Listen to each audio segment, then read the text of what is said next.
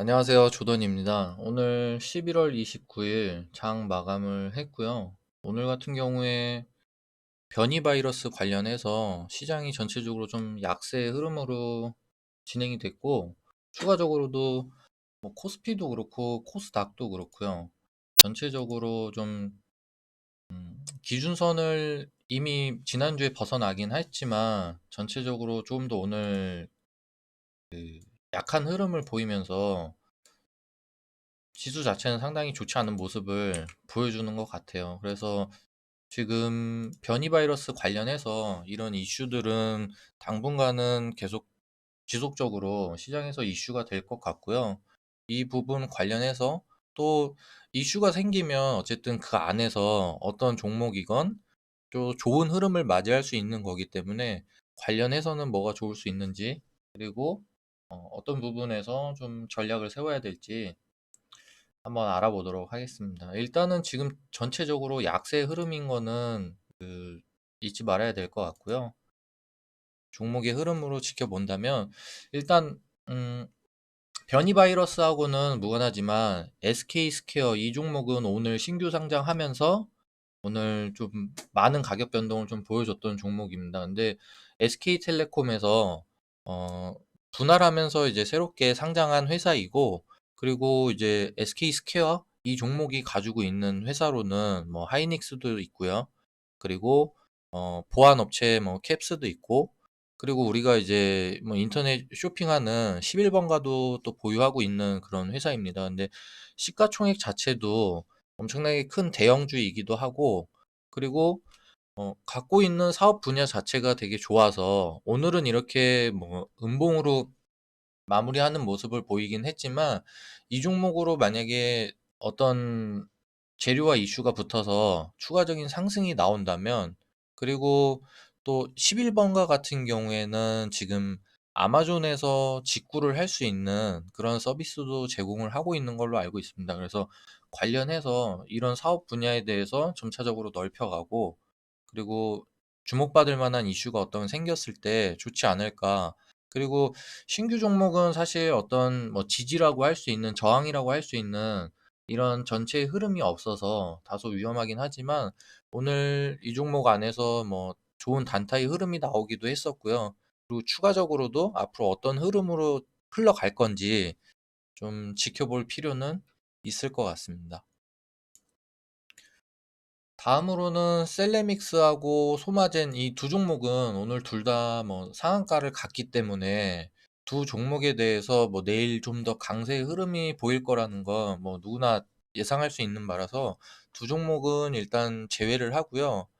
관련해서 지금 셀레믹스도 그렇고 소마젠도 그렇고 오늘 상한가까지 이렇게 큰 상승을 보였었던 이유는 지금 변이 바이러스에 대해서 뭐 그 유전체를 분석할 수 있고 그런 기술을 가지고 있는 게 부각되면서 뭐 상한가까지 가는 큰 상승을 보였는데요. 같은 재료와 이슈로 좀 상승할 수 있는 종목은 엔젠바이오, 이 종목이 같은 그 유전체를 분석할 수 있고, 그리고 뭐 진단시약 관련해서도 지금 변이 바이러스가 말 그대로 이제 코로나에서부터 시작해서 몇 번의 이제 변형을 거쳐서 계속해서 지금 그 조금씩 다른 형태로 계속 전염병이 계속 퍼지고 있다라는 거죠. 그렇게 됐을 때 이 가지고 있는 그 질병의 형태, 이것들을 이제 뭐 그 사람으로 치면은 DNA 분석하듯이 그런 분석을 통해서 어느 부분을 공략을 해야지 이거를 좀 잡을 수 있고 백신 같은 것들이 좀 더 효력이 있을지 그런 걸 구분하는 그런 사업을 영위한다면 이 종목이 관련해서 좋을 수 있지 않을까, 이렇게 생각이 되어져서. 그리고 지금 전체적으로 주가 자체도 많이 바닥권으로 내려와 있는 상황이어서 이 종목은 내일 좀 관심 있게 지켜볼 그런 생각입니다. 다음으로는 수성 이노베이션인데요. 이거는 이전에 이 종목 같은 경우에는 뭐 정치 테마주 관련해서 큰 상승이 나왔었던 종목이고, 지금 몇 번 이렇게 윗꼬리들을 좀 달면서 이렇게 상승할 듯 지금 다소 눌리는 모습을 보이긴 하지만 지금 이런 흐름 속에서 만약에 지금은 변이 바이러스가 뭐 시장의 전체적으로 가장 핵심적인 좀 뉴스이고 어떤 재료를 계속 만들어내고 있는 중이라 하면은 좀 다른 측면으로 생각해 봤을 때 지금 뭐 대선 후보가 다 정해져 있고 이 대선 후보들이 어떤 발언을 하느냐에 따라서 또 지지율의 변화도 일어날 수 있는 시점인 것 같아요. 그래서 어 이제 어떤 후보를 특정 후보를 지지하는 뭐 지지자들이 있겠지만 또 둘 다 선택하지 못한 중도층의 후보들 유권자들도 있는 거기 때문에 어떤 정책을 펼칠지 그리고 앞으로 어떤 돌파구를 마련해서 해야 되겠다 이런 발언을 한다면 그게 바로 지지율하고 좀 변동이 있을 수도 있지 않을까. 그래서 정치 테마주로 이전에 올랐었던 이력이 있는 종목 그리고 관련해서 지금 바닥권에서 조금씩 뭐 거래량을 동반하면서 좋은 흐름으로 다시금 돌릴 수도 있지 않을까 싶은 생각에 수성 이노베이션 종목을 좀 분류를 해봤고요. 관련해서도 나노스하고 쌍방울 이 종목들도 이전에 이제 다른 이슈로도 상승하고 하긴 했었지만 나노스하고 쌍방울 그리고 이제 광림이라고 하는 이 세 개의 종목은 서로가 서로의 회사의 지분을 가지고 있으면서 연결되어 있는 그런 모습들을 좀 확인을 했습니다. 근데 그 과정에서 최근에 광림이라는 종목에서 어떤 후보의 이제 그 고액 후원을 한 명단이 그 회사의 이사진들이 많이 포함이 돼서 정치 테마주로 분류되는 모습이 나왔었는데요. 마찬가지로 이 종목들도 지금 상승 추세로 돌리려고 하는 부분도 있고, 그리고 같은 정치 테마주로 또 분류가 될 수도 있지 않을까 싶은 그런 기대감이 있을 수 있어서 전체적으로 상승세 추세에 놓여져 있는 거 그것들 감안해서 이 종목들도 분류하게 되었고요.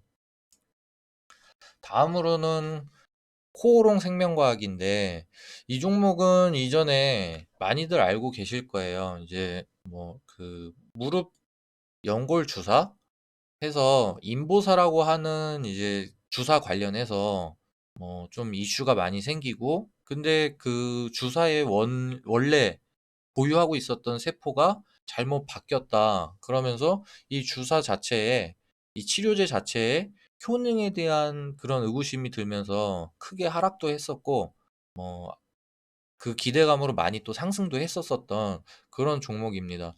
근데 어 지금 이 회사의 대표가 속행 공판을 받으면서 이게 한 5일 전에 나왔었던 뉴스입니다.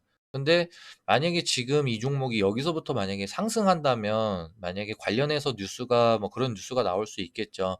이제 이 회사의 대표의 이제 공판 자체가 어떤 그래도 회사에 좋은 뉴스로 어 이제 뭐 부정적인 뉴스가 나오지 않고 좋은 뉴스로 나오면서 해당 종목도 좋은 흐름으로 갈 수도 있지 않는 상황인 상황이지 않을까 그런 생각으로 좀 분류를 해봤고요. 이 종목도 만약에 여기서부터 상승한다면 그리고 그 인보사라고 하는 무릎 연골 주사 이 주사 자체의 어떤 효능에 대해서 안전성이 입증되고 중간에 이제 다른 이슈가 있긴 하였지만 이게 효과 자체는 그래도 뛰어나다? 이런 것들에 대한 판결이 만약에 나온다면 회사 자체에 이제 호재로 작용을 하게 될 거고 그러면 당연히 주가적으로도 반응할 수 있지 않을까 싶어서 이 종목 관련해서 분류를 좀 해봤습니다. 다음으로는 B2N인데요. 이렇게 보면은 지금 종목이 상승한 것 같지만 전체적으로는 이렇게 눌리면서 음봉을 보여주고 근데 이제 특정 가격대를 좀 지지하는 모습을 보여주고 있는 것 같아요. 그래서 이런 가격대를 이렇게 지지하고 있다면 조금 눈여겨봐야 되지 않을까. 근데 이 종목은 전체 그 앞전에 상장 내용 자체가 다른 스펙주를 통해서 이제 합병 상장한 거기 때문에 관련해서 좀 이슈가 될 수 있을 만한 내용을 만약에 찾아봤을 때 빅데이터를 활용하는 기업인데 이 기업은 지금 현재 시중에 유통되고 있는 물량 자체가 되게 적습니다.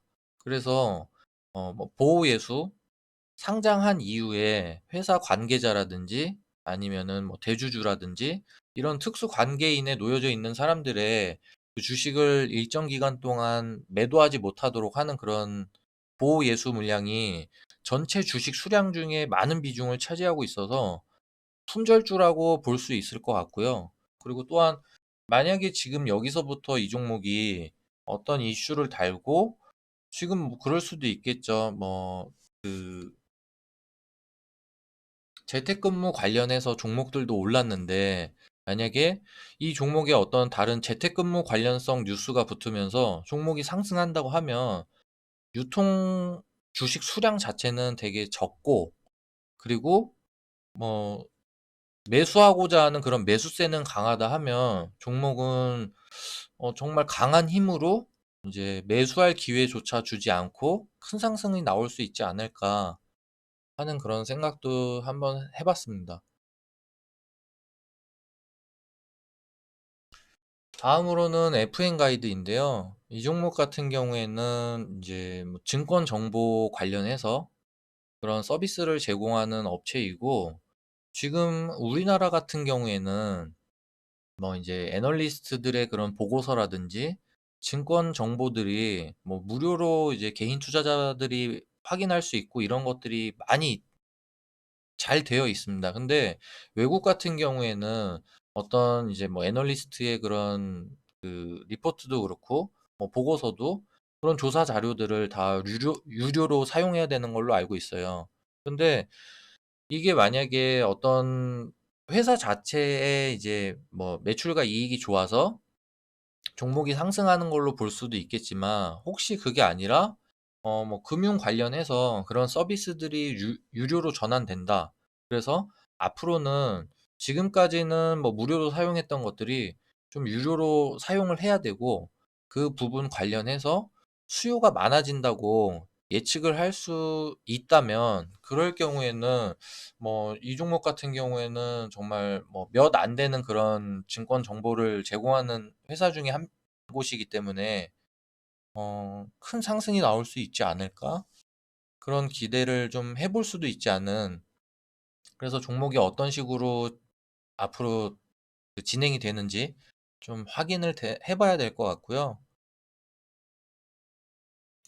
다음으로는 대형 포장입니다. 뭐 얼마 전에 종이 가격에 이제 좀 그 시세가 상승하면서 포장 관련 종목들이 좀 상승하는 모습들이 나왔었습니다. 근데 관련해서 전체적으로 상승의 힘이 죽지 않고 지속적으로 계속 올라가고 있는 모습.